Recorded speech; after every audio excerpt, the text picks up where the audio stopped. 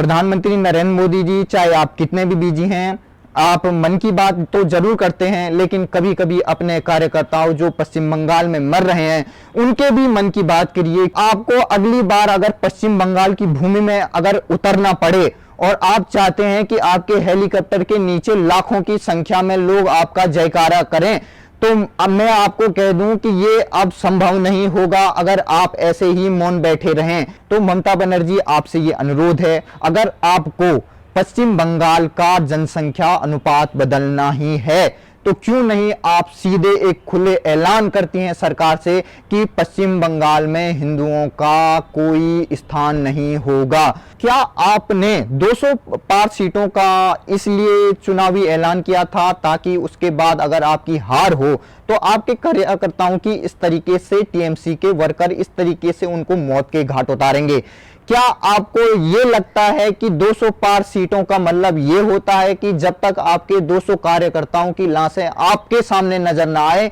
तब तक आप चेतेंगे नहीं? नमस्कार, आपका स्वागत है हमारे चैनल पे और आज हम बात करने जा रहे हैं पश्चिम बंगाल की। 2 मई को यह परिणाम घोषित होने के बाद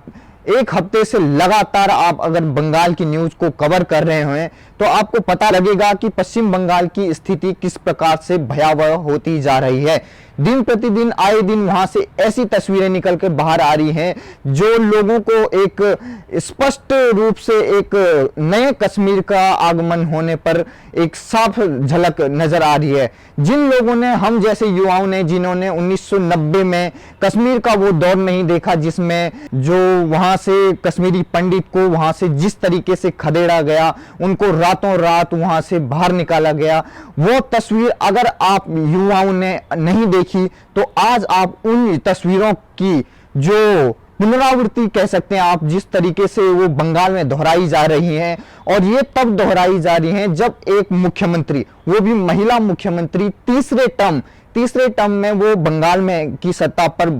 न केवल पहले से ज्यादा बहुमत लेकर बल्कि प्रचंड बहुमत लेकर आती हैं। करीबन उनकी शपथ लेने के 2-3 दिन पहले जैसे ही उनकी जीत का जश्न जो उनकी जैसे ही डिक्लेयर हुआ रिजल्ट और 213 सीटें उनको प्राप्त हुई, उसके शाम से ही यह दंगे स्टार्ट होने लगे। तो जिस तरीके से आपने देखा होगा कि ट्विटर हो, चाहे फेसबुक हो, चाहे इंस्टाग्राम हो, चाहे यूट्यूब हो, हर प्लेटफॉर्म पे अगर आप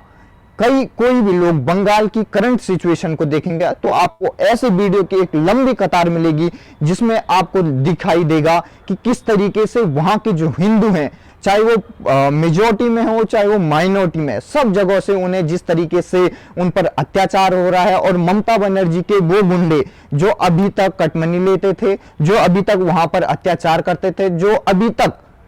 वहां पर केंद्रीय पुलिस फोर्स होने के बावजूद भी उन पर हमले हो रहे थे, और चाहे आप बीएसएफ की बात कर लें, उन पर, उनके फैमिली वालों पर भी बम से, वहां पर चाहे हथियार से, चाहे उन पे पत्थरबाजी से उनको या तो मारा जा रहा है या मौत के घाट उतारा जा रहा है। तो जिस तरीके से आप देख सकते हैं कि पूरे बंगाल की स्थिति, आप कह सकते हैं एक तालिबानी राज बिल्कुल स्थापित हो चुका है। और वहां की जो ममता बनर्जी हैं वो अगर आपको कोई भी स्टेटमेंट देती हुई नजर आती हैं, और ममता बनर्जी का कहना है कि पहले तो वो ये पूरे सरेआम इसको खारिज कर रही थी कि किसी की भी यहाँ मौत नहीं हुई है और यहाँ बंगाल की स्थिति एकदम क्लियर अच्छी है, लेकिन जब से वहां पर गृह मंत्रालय ने एक्शन लेते हुए इन तस्वीरों को देख के, जब गृह मंत्रालय का काफी दिनों बाद जब चुप्पी टूटी तो उन्होंने जब वहां के स्टेट के अधिकारियों से जब जवाब तलब किया और 2 बार जवाब तलब करने के बावजूद भी जब उनको जवाब नहीं मिला तो गृह मंत्रालय 4 सदस्यों की टीम की कमेटी बनाई और वो बंगाल के लिए भेजी। लेकिन जैसे ही इन सदस्यों ने बंगाल का दौरा स्टार्ट किया, जैसे ही वो उन क्षेत्रों में गए जहां पर बताया जा रहा है, ये तस्वीरें जहां से निकल के सामने आई, जिस तरीके से वहां जाने वाली जो केंद्रीय टीम थी उनके सदस्यों पर जिस तरीके से पथराव किया गया और उनके लोगों को इरादतन उनके हत्या करने की साजिश की गई, और यहाँ पे टीएमसी के गुंडे जिस प्रकार से आए दिन नए नए वीडियो जो रिलीज हो रहे हैं, जिस प्रकार से बीजेपी के कार्यकर्ता, चाहे वो महिला कार्यकर्ता हो, महिला कार्यकर्ताओं की तो बात ही क्या है, उनकी तो ऐसी स्थिति हो गई है वहां की उनका जान बचाने के लिए मुश्किल हो चुका है, क्योंकि वो अकेले पड़ चुके हैं और टीएमसी के गुंडे, चाहे वो दिन हो चाहे रात हो, उनके घर में घुसते हैं। और किस तरीके से, अगर आप ट्विटर पे जाएंगे अभी तो आप जैसे ही बंगाल बीजेपी महिला कार्यकर्ता का सर्च करेंगे तो आपको एक महिला की तस्वीर आएगी जिसके साथ में अत्याचार हुआ, रात भर अत्याचार हुआ और उसके बाद उसको मौत के घाट उतार दिया गया। इसमें कहा जा रहा है कि टीएमसी के सारे वो गुंडे थे, जिहादी थे, इसमें शामिल थे और उन्होंने, आप कह सकते हैं यंग एज की जो पॉलिटिशियन अब बंगाल में उभर रही थी, कभी ना कभी तो ममता बनर्जी भी एक ऐसी बच्ची रही होगी, ऐसी महिला रही होगी, ऐसी लड़की रही होगी जिस स्टेज पे आज इस लड़की को मौत के घाट उतार दिया टीएमसी के गुंडों ने। क्या पता ये आने वाले टाइम पे बंगाल के लिए कुछ अच्छा कर सकती थी, लेकिन टीएमसी के गुंडों को ये नागवार गुजरा और उन्होंने रातों रात इस लड़की का खात्मा कर दिया। तो जिस तरीके से वहां के जितने भी बीजेपी के कार्यकर्ता हैं, जितने भी वहां के जो लोग बीजेपी को सपोर्ट कर रहे थे, वो क्या टीएमसी के गुंडे उन लोगों के चयनित, क्योंकि उन्हें पहले से उन्होंने चिन्हित कर रखा था। अगर आपने ममता बनर्जी का, जब उनके पैर पे चोट लगी थी और उसके बाद जब वो चुनावी रैलियां लास्ट में नंदीग्राम में कर रही थे, तो उन्होंने एक रैली के दौरान उन्होंने कहा था कि कोई बात नहीं, चुनाव के बाद हम इनको देख लेंगे और जैसे ही इनकी सेंट्रल रिजर्व फोर्स यहां से जाएगी तो उसके बाद इनको सर बचाने के लिए भी, छुपने के लिए भी कहीं जगह नहीं मिलेगी। तो उसकी ही पुनरावृत्ति ये कह सकते हैं कि ममता बनर्जी ने पहले ही ऐलान कर दिया था, तो इस पर ज्यादा हमें कोई बात नहीं करनी चाहिए क्योंकि ममता बनर्जी खुलेआम ये कह चुकी थी पहले से। लेकिन हम ऐसे देश में रहते हैं जहां एक लोकतांत्रिक प्रक्रिया है और लोकतांत्रिक प्रक्रिया का शुभारंभ भी उस जगह से होता है जहां से फ्रीडम ऑफ स्पीच और वोट देने का अधिकार होता है। लेकिन यहाँ पर सारे अधिकार समाप्त हो चुके हैं और आपके लिए एक ही अधिकार है, या तो ममता बनर्जी का समर्थन या तो मौत। हम युवाओं ने नहीं देखा कि किस प्रकार से वहां के जो लेफ्ट विंग की जो सरकार हुआ करती थी, जो सीपीएम की सरकार हुआ करती थी, वो उसने किस प्रकार के अत्याचार किए। लेकिन इस 21वीं शताब्दी में जिस प्रकार से पश्चिम बंगाल में ऐसी स्थिति उत्पन्न हो रही है, ये कहना सही होगा कि अब ममता बनर्जी जो नई मुख्यमंत्री हैं उनको घर बैठा देना चाहिए। जो वहां के राज्यपाल हैं जगदीप धनखड़ जी, उन्होंने ममता बनर्जी को पहले ही चेतावनी दे दी थी कि जब उन्होंने शपथ ग्रहण किया उसके बाद धनखड़ जी ने ये कहा था कि हमें ये अपेक्षा है कि अब जो वहां की मुख्यमंत्री अभी अभी शपथ ली हुई है उनसे ये अपेक्षा है कि अब तो कम से कम यह चुनावी हिंसा और ये पार्टियों के बीच में जो ये चुनावी हिंसा से बढ़कर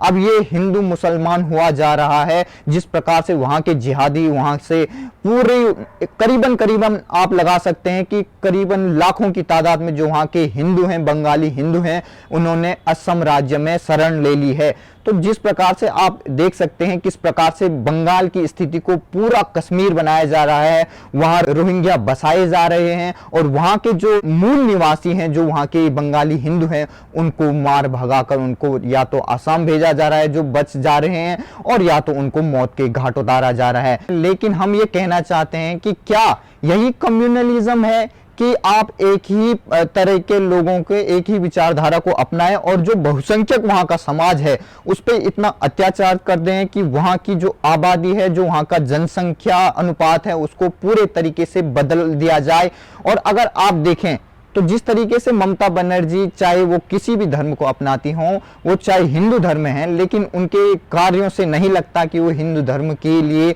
पैदा हुई हैं। किसी भी राज्य की बात करें, वहां कम से कम इतना तो है कि वहां आप अपनी ओपिनियन रख सकते हैं और अपना वोट डाल सकते हैं। आपको ये डर नहीं रहता है कि अगर मैंने दूसरी पार्टी को जो सत्ता में है उसके खिलाफ अगर वोट दिया या कहा उसके बारे में कुछ भला बुरा, तो आपकी मौत हो सकती है। लेकिन ये स्थिति अगर आप पश्चिम बंगाल में दोहराते हैं और अगर दिल्ली के जो तथाकथित जो बड़े आप अपने आप को इंटेलेक्चुअल मानते हैं, अगर मैं उनको ये अनुरोध करता हूं और ये उनसे अनुरोध करता हूं कि वो यही ओपिनियन जाकर बंगाल में दें, देखते हैं कि अगले दिन क्या वो सुबह देख पाते हैं कि नहीं। जिस तरीके से चाहे कितने भी अगर आप ट्विटर उठा लें, चाहे कितने भी ट्रेंड कराने वाले जो लेफ्ट विंग के लोग हैं, जो अक्सर ये बात करते हैं कि अगर एक कम्युनिटी के लोग मारे जाते हैं तो उस कम्युनिटी के लिए वो इतना हाइप कर देते हैं, चाहे किसी के साथ किसी ने कुछ दुर्व्यवहार कर दिया हो या कुछ बोल दिया हो, उस पर इतना उसको बढ़ा चढ़ा देते हैं। लेकिन आज जब इन लोगों की मौत हो रही है, वो ऐसे दर दर भटक रहे हैं और अपनी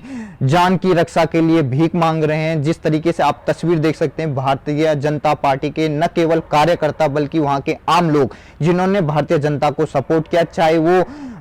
मुस्लिम समाज से ही क्यों ना हो, जिन्होंने भारतीय जनता पार्टी के लिए अपने जिनके कार्यकर्ता थे, चाहे जो सपोर्टर थे, जिनके भी घर के सामने भारतीय जनता पार्टी का झंडा लगा हुआ था, चाहे वो किसी भी समाज से हो, उन्होंने उसके लूटपाट की और उन पर अत्याचार किए। तो ममता बनर्जी, आपसे ये अनुरोध है, अगर आपको पश्चिम बंगाल का जनसंख्या अनुपात बदलना ही है तो क्यों नहीं आप सीधे एक खुले ऐलान करती हैं सरकार से कि पश्चिम बंगाल में हिंदुओं का कोई स्थान नहीं होगा। लेकिन इस चोरी चकारी में, इस ऐसे आप षड्यंत्र में एक तरीके से वहां के एक छलावा करते हुए आप सत्ता में आती हैं और दूसरी तरफ हिंदुओं का पर इतना अत्याचार करती हैं। चाहे वो प्रधानमंत्री नरेंद्र मोदी हो, जिनका युग 2014 से स्टार्ट हुआ और अभी तक चल रहा है, और जो सोच रहे हैं कि मैं आगे तक अब भारत के भविष्य का बनाऊंगा, और वहीं दूसरी तरफ उनके सेनानी अमित शाह जी हैं। मैं उनसे ये अनुरोध करता हूं, क्या आपने 200 पार सीटों का इसलिए चुनावी ऐलान किया था ताकि उसके बाद अगर आपकी हार हो तो आपके कार्यकर्ताओं की इस तरीके से टीएमसी के वर्कर इस तरीके से उनको मौत के घाट उतारेंगे? क्या आपको ये लगता है कि 200 पार सीटों का मतलब ये होता है कि जब तक आपके 200 कार्यकर्ताओं की लाशें आपके सामने नजर ना आए तब तक आप चेतेंगे नहीं? मैं आज साफ साफ प्रधानमंत्री नरेंद्र मोदी से अनुरोध करता हूं कि जिस तरीके से उन्होंने जम्मू कश्मीर में धारा 370 से पहले कोई भी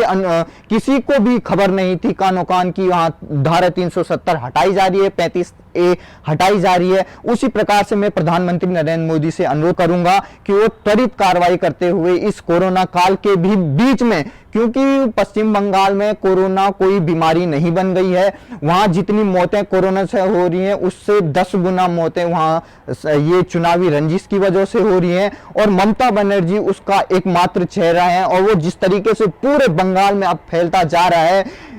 ये लग रहा है मुझे कि कहीं यह चुनावी हिंसा इतनी न भड़क जाए कि उसका भी अंजाम एक दूसरे कश्मीर पार्ट 2 के रूप में हो। तो मेरा अनुरोध है बीजेपी के उन तथाकथित महान जो बीजेपी का उत्थान करते हैं और जिनकी एक चुनावी रैली के बाद ही बीजेपी की सीटों में जबरदस्त उछाल आ जाते हैं और 200 पार के ऐलान के बावजूद भी 77 पर अटक जाती है। मैं नहीं कह रहा कि प्रधानमंत्री मोदी को ये खबर नहीं है कि वो चुनाव वहां के अपने कार्यकर्ताओं की वो रोती हुई तस्वीरें नहीं देख पा रहे हैं, और जो वहां के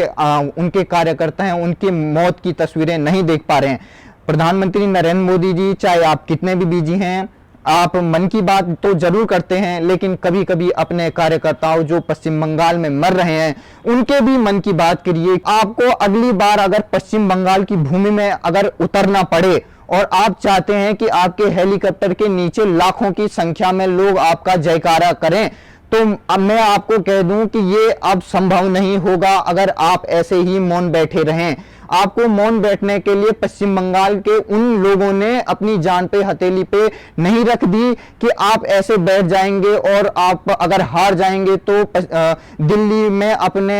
7 RCR लोक कल्याण मार्ग पर बैठे रहेंगे। अगर आप तक ये इंटरनेट चलता है, अगर आप तक दिल्ली का इंटरनेट चलता है, तो क्यों नहीं आप तक पश्चिम बंगाल के अपने कार्यकर्ताओं का इंटरनेट चलता है? अपने गृह मंत्रालय से पूछिए, अपने जो सहयोगी हैं अमित शाह से पूछिए, क्यों नहीं वो ऐसा एक्शन लेते हैं जिस तरीके से अगर ऐसी मनमानी हर मुख्यमंत्री करने लगे तो शायद ही अब बंगाल अब दूसरे देश में बदलने जा रहा है। तो प्रधानमंत्री नरेंद्र मोदी जी, आपसे अनुरोध है, कृपया त्वरित कार्रवाई करें और न केवल वहां राष्ट्रपति शासन लगाएं बल्कि दुनिया के लिए खतरनाक साबित हो सकते हैं। इससे पहले इस लेडी हिटलर को सलाखों के पीछे डाला जाए।